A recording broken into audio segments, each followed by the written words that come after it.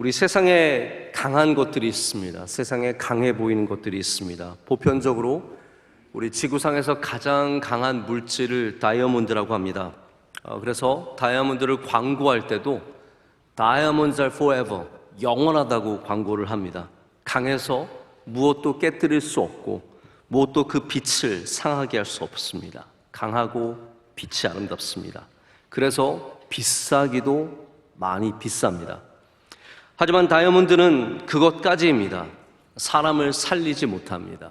우리에게 잠깐의 기쁨은 줄 수 있어도 절대로 다이아몬드로 행복한 인생을 살 수는 없습니다. 우리 집에 다이아몬드가 넘쳐나도 그것이 우리를 행복하게 만들 수는 없습니다.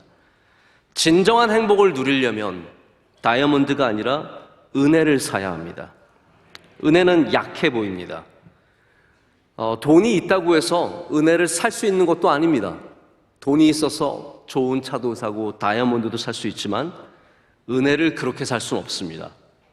그런데 성경은 이렇게 약해 보이는 것들이 결국 우리를 구원하고 우리를 강하게 한다라고 말하고 있습니다. 여러분, 은혜를 받아본 사람은 압니다. 그 은혜가 얼마나 귀하고 소중하고 능력 있는지, 얼마나 아름다운지 우리는 은혜를 받아본 사람은 압니다.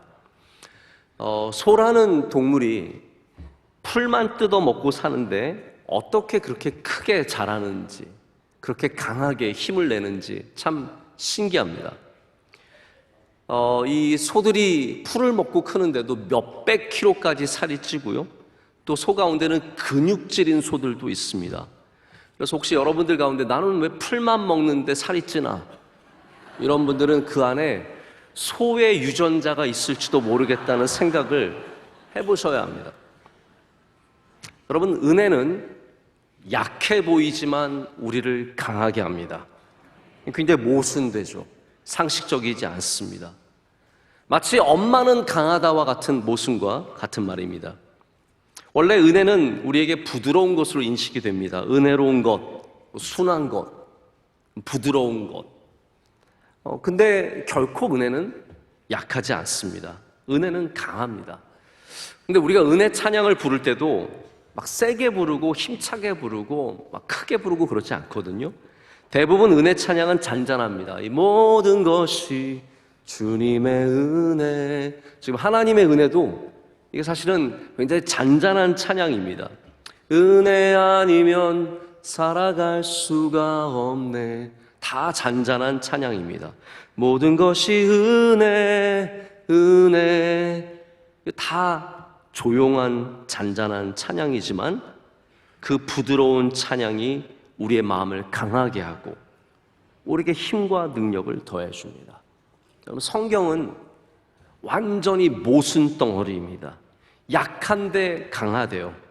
낮아지면 높아진대요. 내 것을 버리면 모든 것을 얻는다고 합니다. 여러분, 은혜가 강한 것도 바로 이런 성경적 모순과 같습니다. 오늘 여러분에게 하나님이 주시는 은혜가 가득하시기를 축복합니다.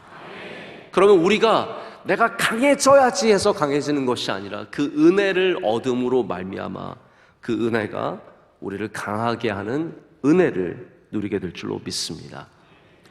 오늘 편지를 받은 디모데는 어떠한 사람입니까? 우리 디모데는 항상 느껴지는 것이 젊은 사람으로 느껴집니다.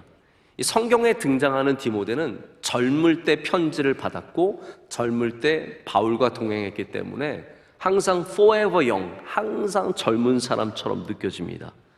디모데, 오늘 이 편지를 받은 디모데는 요즘 말로 말하자면 젊은 목사입니다. 이제 갓 목사가 되어서 담임 목회를 시작한 젊은 목회자입니다. 오늘 바울도 이 디모데를 부르면서 내 아들아 라고 부르지 않습니까? 아들 같은 존재이고 바울의 제자입니다. 그리고 바울이 가장 오랫동안 사역했고 귀하게 여겼던 에베소 교회의 후임이 된 바울의 뒤를 이은 목회자입니다. 디모데를 보면은 약간 부족한 면도 있습니다. 먼저 나이가 젊은 것 자체가 단점입니다. 우리 동양권 사회는 나이가 어느 정도 먹어야 그래도 인정을 해주고 사람들이 존중을 해주지, 이렇게 젊은 사역자는 어디 가서 대접받기도 쉽지 않고 말이 잘 통하지도 않습니다. 특별히 교회 안에서 이 나이가 젊다는 것은 굉장히 단점일 수밖에 없습니다. 게다가 몸도 건강하지 않았습니다. 우리는 디모데가 약간 유약했다라는 것을 성경을 통해서 알고 있습니다. 하지만 또한 그는 좋은 가능성을 가진 사람이었습니다. 어떤 가능성이겠습니까? 성경에 있는 가능성은 많지 않습니다. 믿음이 가능성입니다. 그는 믿음이 있는 사람이었습니다. 믿음의 외조모 로이스와 어머니 유니게에서 나서 그 믿음을 이어받았습니다. 그래서 디모데후서 1장 5절에도 이런 말씀이 있습니다. 이는 너의 속에 거짓이 없는 믿음이 있음을 생각함이라. 이 믿음은 먼저 내 외조모 로이스와 내 어머니 유니게 속에 있더니 내 속에도 있는 줄을 확신하노라. 이런 믿음을, 귀한 믿음을 이어받았습니다. 그런 디모데에게 바울은 오늘 너는 그리스도 예수 안에 있는 은혜 가운데서 강하라. 할렐루야. 은혜 안에서 강할 것을 말하고 있습니다. 목회자에게 강함이 필요합니까? 세상에서 일하고 거친 일을 하고 어려운 일을 해야만 강함이 필요합니까? 아닙니다. 모든 사람에게 강함이 필요하고 목회자도 강해야 되고 엄마도 강해야 되고요, 학생도 강해야 하고 직장인들도 강해야 합니다. 우리 모두에게 강함이 필요합니다. 다만 이 강함은 강함을 갖고 강함을 갖춘 것이 아니라 은혜를 갖게 되면 갖게 되는 강함이라는 것이죠. 그래서 겁이 많은 사람, 나이가 많아서 힘이 빠진 사람에게만 강함이 필요한 것이 아닙니다. 이 젊은 사역자에게 더욱더 은혜 가운데 강함이 필요하다고 바울은 얘기하고 있습니다. 장군이었던 여호수아에게 강함이 필요했습니다. 부름받고 생명 다해 충성하는 바울에게도 이 강함이 필요했습니다. 연약한 이방 여자로서 시어머니 나오미를 모시고 그 굶주린 가운데, 흉년 가운데 베들레헴으로 돌아간 룻에게도 강함이 필요했습니다. 자, 공교롭게도 룻기야말로 은혜가 사람을 어떻게 강하게 하는지를 보여주는 귀한 책입니다. 룻기에 나오는 헤세드, 이 은혜가 이 룻이라고 하는 연약한 이방 여인을 얼마나 강하게 만들어 주었는지, 그리고 그 가문을, 무너져가는 가문을 무엇이 일으켜 세웠습니까? 은혜가 일으켜 세웠고, 그 은혜로 말미암아 하나님의 귀한 역사가 다윗으로 그리고 예수 그리스도께로 이어져 가는 것을 보게 됩니다. 여러분, 은혜가 우리를 강하게 합니다. 바울은 그래서 디모데가 그냥 똑똑해져라, 그냥 힘 있어라, 목회 잘하라가 아니라 그리스도 예수 안에서 은혜 가운데 강하라고 말하고 있습니다. 여러분, 은혜를 풍성하게 누리시길 축복합니다. 오늘도 이 예배를 통해서 하나님을 만나는 은혜를 누리십시오. 그러면 우리는 강해질 수 있습니다. 약한 것 같아도, 육신으로는 약한 것 같아도 은혜가 있는 사람은 강합니다. 오늘 본문에 바울이 이 강함을 말하면서 제시하는 세 개의 직업, 아주 오래된 직업 세 개가 나옵니다. 군인과 운동선수와 농부입니다. 이 세 개의 직업은 몇천 년이 지난 지금 인간 사회에서 아주 여전히 기본적인 일들로서 자리 잡고 있습니다. 아마 이 세 개의 직업은 사라지지 않을 직업 중에 하나인 것 같습니다. 군인과 운동하는 선수와 그리고 농부입니다.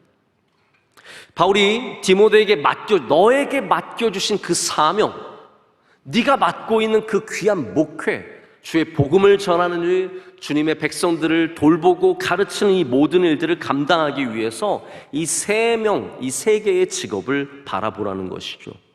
그럼 왜 은혜 안에서 강하라고 하면서 이 우리가 잘 알고 있는 세 개의 직업을 보여주겠습니까? 여기에는 이런 의미가 있습니다. 자, 군인도 그렇고요, 운동선수도 그렇고 농부도 그렇고 다 강해 보이는 사람들입니다. 누가 군인 강하죠. 운동선수 남들보다 훨씬 근육이 많고 잘 뜁니다. 농부 오랫동안 일했기 때문에 그 팔에는 단단한 근육이 박혀 있고 그는 남들보다 힘이 더 셉니다. 이들은 강해요. 근데 바울이 정말로 말하고 싶은 것은 그들의 육신적인 강함을 보는 것이 아니라 바로 그들이 그 안에 갇힌 것, 바로 군인이 갖고 있는 충성과 운동선수가 갖고 있는 정직의 매진과 그리고 농부가 갖고 있는 수고하는 그 귀한 헌신이 그들을 강하게 한다라는 것을 보여주는 겁니다. 우리가 단순히 강해져야 강해지는 것이 아니라 내 안에 있는 은혜가, 내 안에 있는 충성이, 내 안에 있는 정직이, 내 안에 있는 수고가 우리를 정말로 강하게 하는 것이라는 거죠. 여러분, 군인은 그가 맡은 명령을 수행하기 위해서 모든 마음을 쏟으며 충성합니다. 그의 부르신 자를 기쁘게 하기 위해서 충성, 다른 거 생각하지 않습니다. 딱 그것만 바라봅니다. 운동하는, 경기하는 선수는 규칙대로 경기합니다. 때로는 억울한 일을 당하고 술수를 쓰는 사람이 나보다 앞서가는 것 같지만 그 룰을 지켜야, 정직하게 가야 승리를 얻기 때문입니다. 농부는 수고합니다. 그래야 그 수고의 열매를 먹을 수 있기 때문입니다. 자, 이제 2000년이 지난 지금 우리는 직업이 얼마나 많습니까? 수천 개의 셀 수 없는 많은 직업들, 여전히 그 모든 곳에 은혜가 필요합니다. 여러분이 무슨 일을 하든 충성과 정직과 수고의 은혜를 기억하시길 바랍니다. 그냥 좋은 직업을 가져서 강한 것이 아니라 그 안에 이 은혜들이, 이 가치들이 살아있어야 합니다. 그래서 여러분이 충성할 때 거기에 은혜가 임하고, 정직할 때 은혜가 임하고, 수고할 때 은혜가 임합니다. 뚜르 드 프랑스라고 하는 아주 유명한 사이클 대회가 있습니다. 이 대회는 매년 7월에 열린다고 합니다. 여러분, 우리 사이클이라는 운동이 대한민국에서 뭐 조금 타시는 분들이 있지만 보편적인 운동은 아니죠. 근데 이 사이클은 유럽에서는 어마어마한 인기가 있다고 합니다. 그래서 이 대회가 열리면 모든 사람들이 열광합니다. 이 대회를 보기 위해서 프랑스까지 가고 또 그 주변의 국가들의 사람들이 모입니다. 20개 정도 구간을 나눠서 경기를 합니다. 그럼 매 구간 우승자가 생기겠죠? 그 사람들이 노란 저지를 입고 사이클을 탑니다. 그런데 전체 1위는 모든 구간을 다 통합해서 가장 빨리 달린 사람이 통합으로 우승을 합니다. 이 정말 오르막길들과 자갈길과 힘든 길들을 다니는 분들 보면은 정말 존경심이 들 정도로 대단한 어려운 경기입니다. 그런데 이 경기를 무려 7번 연속으로 우승한 선수가 있습니다. 전설적인 선수입니다. 아무도 이루어내지 못한 7회 연속 우승을 한 사람이 랜스 암스트롱이라고 하는 미국 선수입니다. 미국은 비교적 사이클 인기가 적은데 이 랜스 암스트롱 때문에 사람들이 뚜르 드 프랑스를 알게 되었고 굉장히 국가적인 영웅이 되었습니다. 이 대기록도 위대하지만 랜스 암스트롱을 더 유명하게 만든 것은 이 사람이 그 모든 연속 우승을 시작하기 전에 암에 걸렸던 사람이기 때문입니다. 젊은 나이에 암에 걸려서 암이 뇌까지 전이가 되었는데 뇌를 잘라내고 이분이 3년 만에 재활에 성공하면서 대회에 나가서 7번을 연속 우승했으니 얼마나 대단합니까? 이분의 구호가 뭐였냐면 Live strong, 강하게 살아내라 라는 캠페인을 벌리고 수많은 암 환자들에게 그리고 많은 목표를 갖고 있는 사람들에게 굉장히 많은 도전이 되었습니다. 나이키에서 이 랜스 암스트롱을 통해서 어마어마한 마케팅을 했습니다. 노란색 Live strong 티셔츠 다른 것보다 비쌉니다. 다른 게 10불이면 얘는 20불이에요. 그런데도 사람들이 그걸 샀습니다.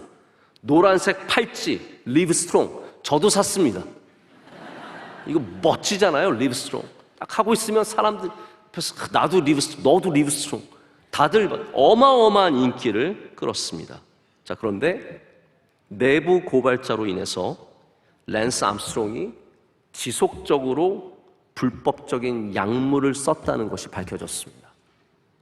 어느 누구도 믿고 싶지 않았습니다. 우리의 영웅이 이 대단한 기록을 이룬 사람이 약물을 썼다고? 이 사실이 밝혀지면서 성장 호르몬과 다양한 칵테일의 약물을 몰래 사용한 것이, 걸리지 않게 사용한 것이 결국 밝혀지면서 이 모든 판타지 같은 이야기는 막을 내렸습니다. 지금은 아무도 랜스 암스트롱을 찾지 않습니다. 그가 세웠던 7번의 연속 기록은 다 취소되었습니다. 그가 이뤘던 모든 업적들은 다 사라졌습니다. Live strong 아무도 안 차고 다닙니다. 옷도 산 거 그 비싼 옷 아무도 밖에 안 입고 다닙니다. 집에서 잠옷으로 쓰고 걸레로 쓰고 차마 바깥에 못 입고 다닙니다. 여러분, 아이러니한 것은 그가 live strong, 강하게 살아내라고 했는데 그의 강함이 약물에서 왔다는 것이죠. 잘못된 곳에서 온 강함은 잠깐 우리를 강하게 할지라도 결국은 우리를 파멸시킵니다. 잘못된 강함은 우리를 잠깐 행복하게 할지라도 결국 우리를 무너뜨립니다. 은혜에서 온 강함이 오래가고 영원하고 복되고 우리를 잘되게 합니다. 군인의 충성과 경주자의 정직한 매진, 농부의 땀 흘리는 수고에는 끈질김이 담겨 있습니다. 여러분, 강함은 성실함에서 옵니다. 그래서 끈질긴 것이 사실은 진짜 강함입니다. 이 젊은 사역자 디모데에게 가장 필요한 것이 무엇이었을까요? 어쩌면 지혜도 필요했을 것이고 새로운 아이디어도 필요했을 것이고 우리가 생각하기에 젊은 목회자에게 필요한 것이 얼마나 많겠습니까? 그래서 바울이 이렇게 길게 편지를 쓰고 있는 겁니다. 젊은 사역자로서 얼마나 남들보다 뛰어나고 싶은 마음이 있었겠습니까? 우리를 멋지게 하는 능력이 얼마나 귀하겠습니까? 그런데 이 젊은 목회자에게 필요한 것이 참 많겠지만 바울은 디모데에게 끈질김, 성실함을 요구하고 있습니다. 군인처럼, 경주하는 운동선수처럼, 농부처럼 하나님이 그에게 맡겨주신 일들을 끈질기게 붙잡고 그 가운데 어려움이 있어도 이겨내고 그러면 하나님께서 은혜 가운데 강하게 하신다라는 거죠. 저는 장점이 그렇게 많지 않은 사람입니다. 제가 특별히 생각해봐도 제가 갖고 있는 대단한 능력이 별로 없습니다. 어떤 특별한 은사도 별로 없습니다. 뭐 되게 부족한 것도 아닌데 막 이상한 것도 아닌데 특별한 것도 없습니다. 저는 아주 평범한 사람입니다. 근데 하나님께서 저에게 주신 한 가지 정말 감사한 것이 있다면 저에게 끈질김을 주셨습니다. 제가 한 모든 것들은 그랬습니다. 공부도 그랬고 저는 공부를 특별하게 잘하지 않았습니다. 머리가 그렇게 대단히 좋지도 않습니다. 전에도 한번 그런 말씀 드린 적이 있는데 저희 누나와 저희 동생은 IQ 검사를 했을 때 굉장히 높게 나왔습니다. 그래서 전 깜짝 놀랐어요. 저희 누나는 145가 나왔고요. 제 동생도 한 138인가 140 정도 나왔습니다. 저는 뭘까요? 전 선생님이 안 가르쳐 주시더라고요. 그래서 저는 굉장히 한 210 정도 되든지 아니면 한 78 정도 되든지 이런 게 아닐까 생각을 해봅니다. 근데 제가 여러분 자기 머리는 스스로 판단이 되잖아요. 저는 그렇게 좋은 편이 아닙니다. 그러나 끈질기게 합니다. 계속 붙잡고 있습니다. 운동도 그랬고 목회도 저는 특별한 능력으로 하는 게 아닙니다. 그냥 끈질기게 할 뿐입니다. 그런데 끈질기게 하다 보면 거기에 하나님께서 은혜를 베풀어 주십니다. 그래서 저같이 부족한 사람들은 끈질김의 은혜를 사모해야 합니다. 그것이 우리의 강함이 되기 때문입니다. 존 비비어라는 분이 쓰신 Relentless, 우리나라 번역으로 끈질김이라는 제목의 책이 있습니다. 그분이 여기서 이렇게 말합니다. 끈질긴 그리스도인이란 하나님을 향한 믿음과 소망과 순종을 절대로 포기하지 않는 사람이라고 말합니다. 여러분, 그래서 정말로 끈질긴 사람들은 이루어냅니다. 왜냐하면 하나님이 그 강함을 주시기 때문입니다. 군인이 세상에 무슨 관심을 갖고 세상에서 뭘 잘하려고 시장 바닥에 돌아다니겠습니까? 나라를 위해서, 부르신 그 부르심을 위해서 그것을 위해 충성하는 게 군인이고요. 정직한 경주자는 힘들어도 지름길로 뛰지 않습니다. 남들을 이기기 위해서 속이고 뛰지 않습니다. 정직하게 뛰어갑니다. 농부는 때로는 거르고 싶고 넘어가고 싶고 쉬고 싶어도 오늘 내게 주신 그 밭을 일구기 위해서 앞으로 나갑니다. 여러분, 그 자리에 은혜가 임하고 거기에 하나님께서 강함의 은혜를 내려주십니다. 성경에 진짜로 강한 사람이 누구입니까? 골리앗입니까? 삼손입니까? 여러분, 삼손과 골리앗은 힘이 센 사람이지 강한 사람이 아닙니다. 힘이 센 사람입니다. 왜냐하면 그 강한 힘을 강함으로 바꿔줄 수 있는 무엇인가가 부족했기 때문입니다. 공부 잘하는 사람들이 갖고 있는 것을 그릿이라고 안젤라 더그워스라는 교수가 말했습니다. 그러면 강한, 성경에서 말하는 강한 사람들이 갖고 있는 것은 무엇입니까? 그릿이 아니라 은혜입니다. 여러분이 갖고 있는 어떠한 힘, 그것이 물질이 되었던, 외모가 되었던, 집안이 되었던, 건강이 되었던, 거기에 은혜가 더해져야 합니다. 반드시 거기에 은혜를 더하십시오. 은혜를 구하십시오. 그래야 강함이 이루어집니다.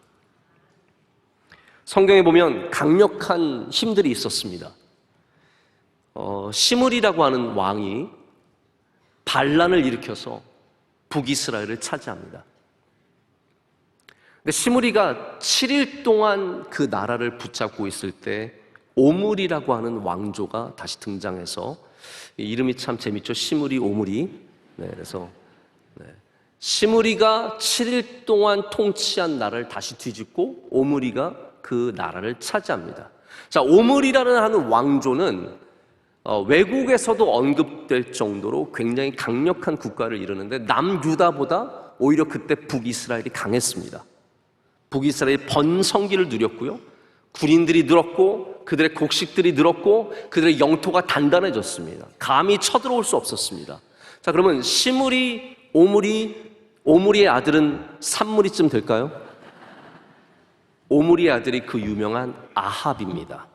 아합왕, 이세벨의 남편 아합왕입니다.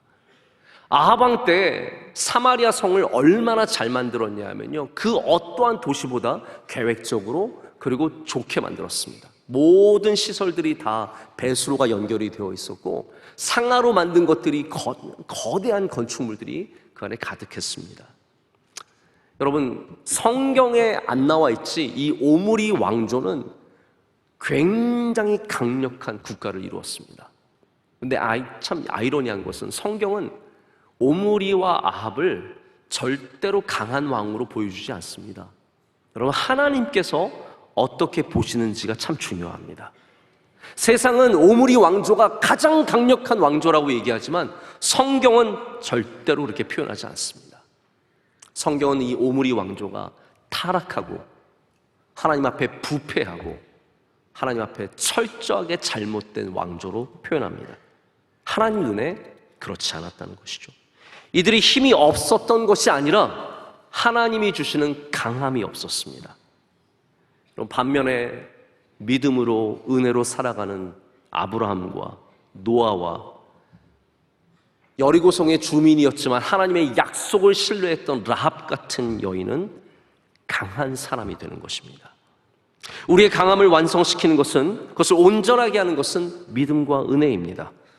여러분이 갖고 있는 좋은 것들, 나 좋은 회사 다니고, 나 좋은 학교 다니고, 나 좋은 사람과 결혼했고, 우리 집 돈 있고, 우리 집 좋은 집 있고, 우리 자녀들 잘하고 공부하고 똑똑하고 좋은 직장 얻고, 여러분 여기에 절대로 안심하지 마시고 아합이 되지 마시고 아브라함이 되시길 축복합니다.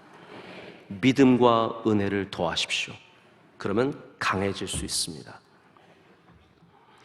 우리 하나님의 진심을 아는 것이 우리 신앙의 굉장히 중요한 부분입니다.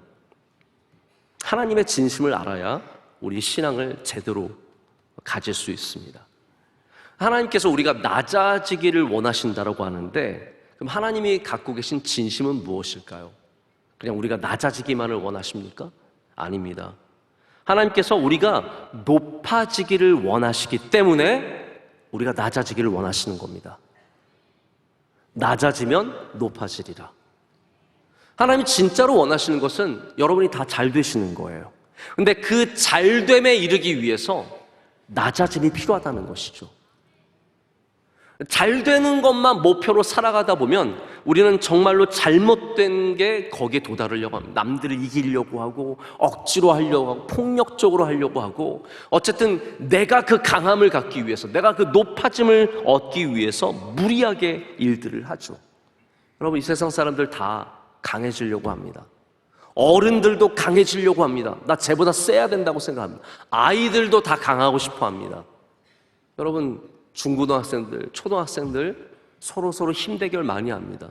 하루는 저희 6학년 아들이 왔어요. 아빠, 저희 아들이 이제 좀 이렇게 하늘하늘 거리면서 다니거든요. 아직 좀 말랐어요. 저한테 와가지고 아빠, 나 오늘 학교에서 팔씨름 다 줬어. 이제 별로 이렇게 고민도 안 하고 얘기해. 아빠, 나 팔씨름 다 줬어. 그래서 그래, 그럼 여자애들이랑 해. 여자애들. 아빠, 나 여자애들한테도 다 줬어.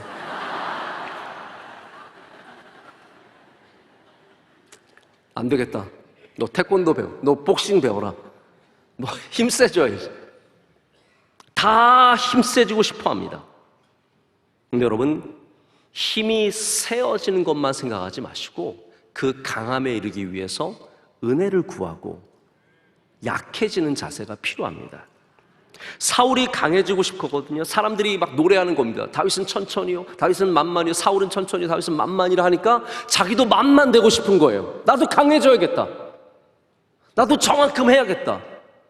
그 마음을 품으니까 그게 사울을 더 약하게 만들었습니다. 강했던 사울이 내가 강해져야겠다라는 생각을 갖는 순간부터 약해지는 겁니다. 그래서 그는 악령에 시달렸고 그는 더 괴로운 인생을 살 수밖에 없었습니다. 자, 하나님께서 우리가 강해지려는 마음을 가질수록 우리가 잘못된 길로 가는 것을 너무나 잘 아시기 때문에 하나님은 우리가 그리스도 예수 안에 있는 은혜 가운데 있는 것을 원하시는 겁니다. 은혜 가운데 거하십시오. 그리스도 예수 안에 거하십시오. 그러면 우리는 강해질 줄로 믿습니다. 말씀을 제가 정리하고 맺으려고 합니다. 누가복음에 보면 예수님의 성장이 나와 있습니다. 유일하게 나와 있는 부분입니다. 어느 성경에도 예수님의 어린 시절은 잘 나와 있지 않는데 여기 잠깐 언급되어 있는 것이 있습니다. 2장 40절을 보면 아기가 자라며 강하여지고 지혜가 충족하며 하나님의 은혜가 그 위에 있더라. 강해지며, 강해지는 곳에 무엇이 있습니까? 하나님의 은혜가 그 위에 있더라라고 말하고 있습니다. 그래서 하나님을 찾는 사람, 그리스도 예수 안에 있는 사람이 강해질 수 있습니다. 지금은 약하지만, 지금은 작지만, 지금은 부족하지만 하나님을 찾는 사람이 강해질 수 있습니다. 자, 이 이야기 하나만 드리고 말씀을 맺고자 합니다.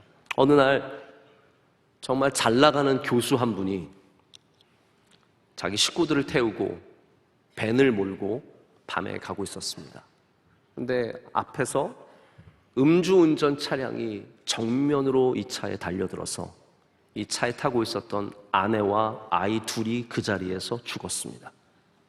이분이 살아남았지만, 다른 아이들과 함께 살아남았지만 그 슬픔과 상실감을 이겨낼 수가 없는, 하나님 잘 믿는 사람인데 너무너무 힘든 거예요.